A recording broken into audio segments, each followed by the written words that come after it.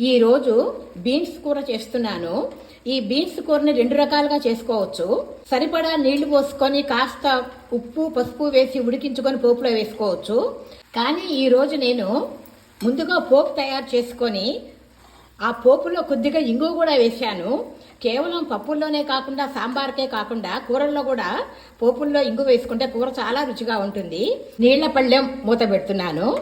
అప్పుడు కూర నెమ్మదిగా మగ్గుతుంది. కొద్దిగా పసుపు ఉప్పు వేసి పచ్చిశనగపప్పును ఉడకబెడుతున్నాను. కూరంతా ఉడికిన తర్వాత ఈ పచ్చిశనగపప్పును ఆ కూరలో కలుపుకోవాలి. కూర చాలా మటుకు ఉడికింది.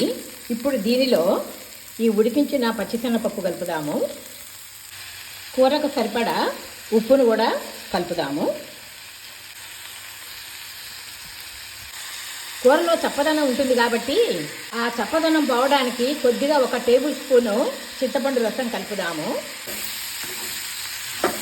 మళ్ళీ ఒక 5 నుంచి 10 నిమిషాల సేపు కూరని ఉడకబెట్టాలి. బీన్స్ కూర బాగా ఉడికింది. ఇప్పుడు కొద్దిగా కొత్తిమీర, 2 తినే కారాన్ని బట్టి 2 పచ్చిమిరపకాయలు, కొత్తిమీర గ్రైండ్ చేశాను. దీన్ని ఇందులో కూరలో కలిపేద్దాం.